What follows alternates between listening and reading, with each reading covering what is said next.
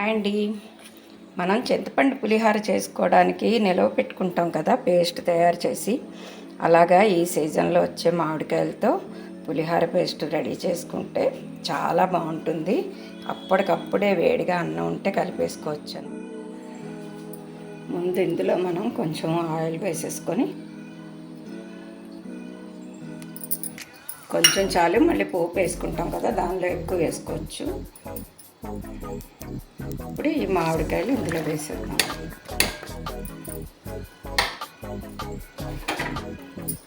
ఇది కొంచెం దగ్గరుండి మెత్తగా మగ్గించుకోవాలి. సాల్ట్ వేసి మగ్గించేస్తే తొందరగా మగ్గుతాయి. ఇప్పుడు అంతలు మగ్గుతున్నాయి కదా, పసుపు వేసాను, ఇప్పుడు ఉప్పు వేస్తున్నాను. ఇది మనం ఉప్పు అనేది కొంచెం ఎక్కువే వేసుకోవాలి. ఇది నిలవోటు ఉండాలి మనకి. రెండోది రైస్లో కలిపితే కూడా సరిపోవాలి కదా మనకి. అందుకని ఒకవేళ చాలకపోతే మనం వండుకునే రైస్లో కొంచెం కలుపుకుంటే సాల్ట్ అనేది సరిపోతుంది. ఇప్పుడు దీన్ని మూత పెట్టి మగ్గించేద్దాం. అలా కొంచెం కలుపుతూ ఉండాలి, లేదంటే సిమ్లో పెట్టుకుంటే అడుగంటకుండా మెత్తగా మగ్గిపోతాయి. ఇప్పుడు ఈ పేస్ట్ ఇలా ఉడికిపోయింది.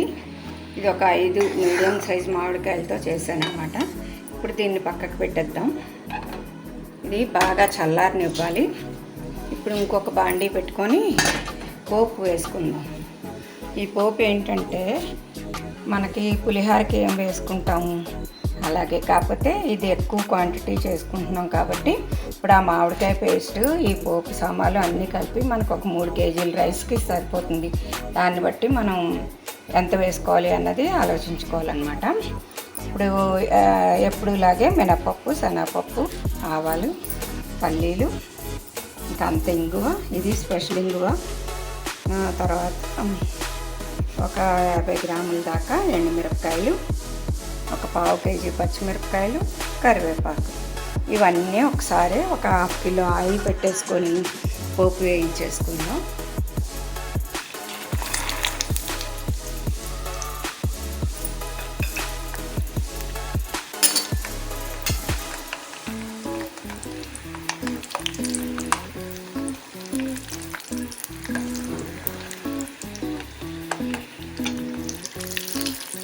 ముందుగా పల్లీలు ఒక్క నిమిషం వేగిన తర్వాత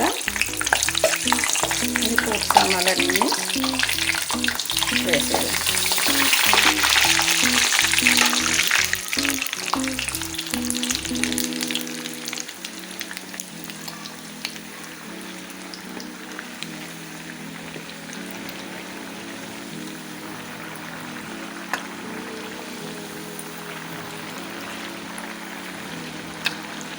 ఇలా చేసి పెట్టుకొని, మామిడికాయలు దొరకని సీజన్లో మీకు పులిహోర తినాలనిపిస్తే వెంటనే కలుపుకోవచ్చు అన్నమాట. ఏ పండుగలు వచ్చినా ఏ వచ్చినా వెంటనే చాలా ఈజీగా రైస్లో కలిపేసుకోవచ్చు.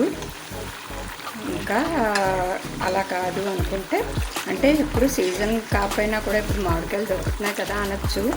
అలా దొరికిన మామిడికాయలు మనకి ఈ ఆలోచన అయితే రాదు.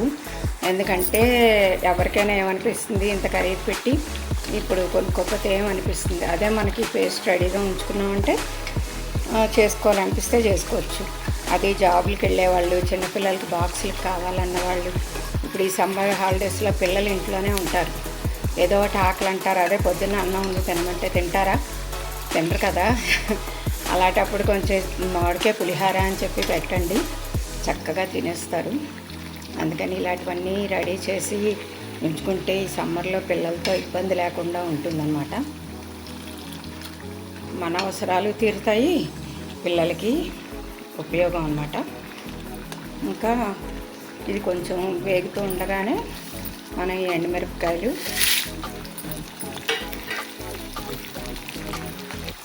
అలాగే ఇంగువ వేసుకొని ఇంకొక 2 నిమిషాలు వేయించిన తర్వాత ఈ పచ్చిమిరపకాయలు, కరివేపాకు కూడా వేసేద్దాం. ఇప్పుడు ఈ పచ్చిమిరపకాయలు, కరివేపాకు అన్నిటితో కలిపి వేగిపోయింది కదా. ఇది స్టవ్ ఆపేసి దీన్ని పూర్తిగా చల్లారనిద్దాం. పూర్తిగా చల్లారిపోయాక మనం ఈ పోపు అంతా ఇందులో కలిపేసుకుందాం.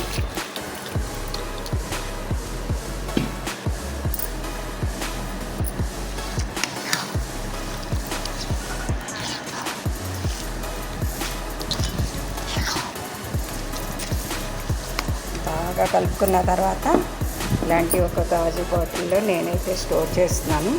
దీన్ని ఫ్రిడ్జ్లో పెట్టుకుంటేనే బెటర్ అనమాట. మనం ఏం ప్రిజర్వేటివ్ అవి కలపట్లేదు కదా, బయట ఉన్న ఉండొచ్చు, కానీ నేను ఎప్పుడూ ట్రై చేయలేదు. ఫ్రిడ్జ్లో పెట్టేస్తే గ్యారంటీగా ఉంటుందన్నమాట. మనకి అన్ సీజన్ అప్పుడు చక్కగా పులిహోర కలిపేసుకోవచ్చు. ఎంతో టేస్టీగా ఉండే మామిడికాయ పులిహోర పేస్ట్ మనకి రెడీ అయిపోయింది. అందరూ ట్రై చేసి ఎలా ఉంది అనేది నాకు చెప్పండి. ఇప్పుడు దీన్ని ఇలా పెట్టుకొని ఫ్రిడ్జ్లో స్టోర్ చేసుకుందాం.